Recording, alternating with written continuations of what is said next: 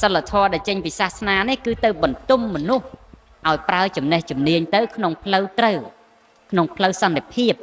ក្នុងផ្លូវប្រកបដោយកន្លងធម៌ចរិយាធម៌សជីវធម៌យុត្តិធម៌ព្រហ្មវិហារធម៌ជាដើមនឹងគឺអាស្រ័យលើការអប់រំផ្នែកសាសនានេះលោកទាំងឡាយគិតមើលទៅថាយើងប្រទេសមានសាសនាប៉ុណ្ណឹងផង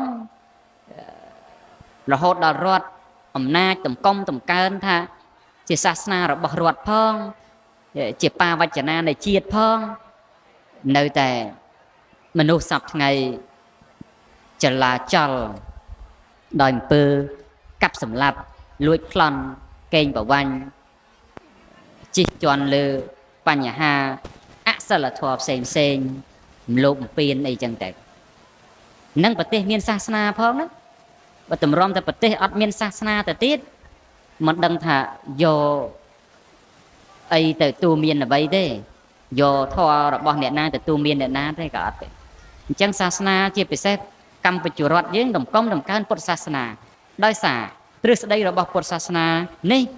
ជាទ្រឹស្ដីសន្តិភាពដែលបង្រៀនមនុស្សឲ្យស្គាល់អំពីតម្លៃនៃសុខសន្តិភាពស្ថិរភាពទាំងផ្នែកផ្លូវកាយនិងផ្លូវអារម្មណ៍ព្រោះកាលណាសន្តិភាពតែម្យ៉ាងមានតែផ្លូវកាយផ្លូវអារម្មណ៍មិនមានក៏ជាទុក្ខហើយផ្លូវអារម្មណ៍មានផ្លូវកាយមិនមានក៏ជាទុក្ខដែរ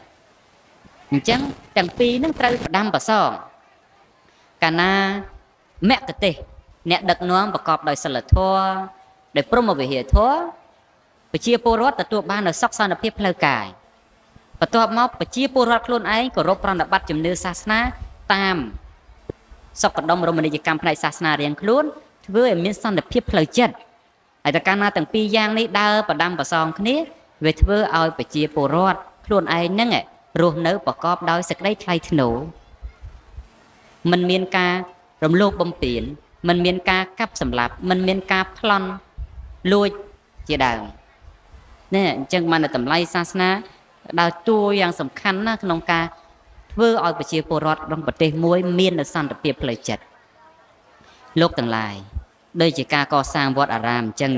ខ្ញុំកណាខ្ញុំតែងតែទទូចហើយដាស់តឿនលោកទាំងឡាយថាកុំគិតថាអត់ប្រយោជន៍ព្រោះវត្តអារាមនេះជាទីបញ្ជាក់ឲ្យឃើញអំពីតម្លៃនៃសាមគ្គីភាពអំពីតម្លៃនៃសុខសន្តិភាពស្ថិរភាពយើងគិតមើលថាប្រាក់ដែលកសាងវិហារក្តីកសាងកុដិសាលាបច្ចេកដីលបងខ្លងទ្វារក្នុងវត្តនេះមិនមែនជាប្រាក់ផ្ដាច់មុខរបស់ឯ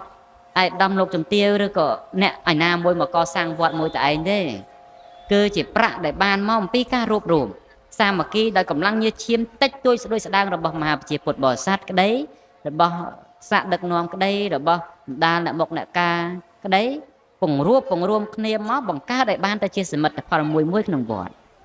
អញ្ចឹងតម្លៃនៃសមិទ្ធផលនោះគឺបញ្ជាក់អំពីទីមួយគឺសុខសន្តិភាពក្នុងសង្គមថាសង្គមនោះវាមានស្ថិរភាពទើបប្រជាពលរដ្ឋមានឱកាសក្នុងការ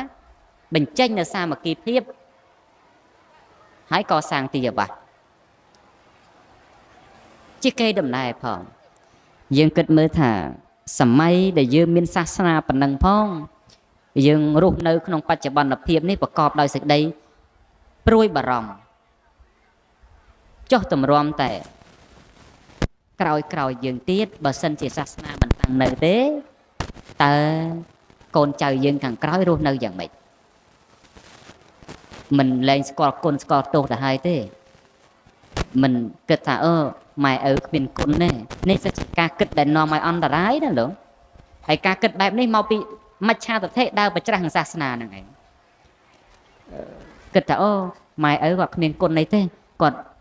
ធម្មតាទេដូចតែសម្រាប់បងប្អូនស្ត្រីដែលកំពុងតែមានអាការៈដូចជាធ្លាក់សរមាស់ធំក្លិនស្បែកស្ងួតស្បែកស្អាតស្បែកមិនសូវស្រស់ថ្លាមួយវិញទៀតហ្នឹងដើមទ្រូងហ្នឹងគឺក្តៅរហូតដល់បងប្អូនហើយរដូវក៏មកទៀងអញ្ចឹងបើសិនជាបងប្អូនមានអាការៈដូចនាងខ្ញុំរៀបរាប់ខាងលើបងប្អូនកំពុងតែមានអាការៈរោគស្ត្រីបងប្អូនបើនិយាយពីធ្លាក់សរវិញគឺមានពីរបងប្អូនមួយគឺធ្លាក់សររាងថ្លាមួយវិញទៀតគឺធ្លាក់សររាងខាប់សំខាន់គឺធ្លាក់សរខាប់នឹងហ្មងបងប្អូនគឺរមាស់ធំក្លិនបងប្អូន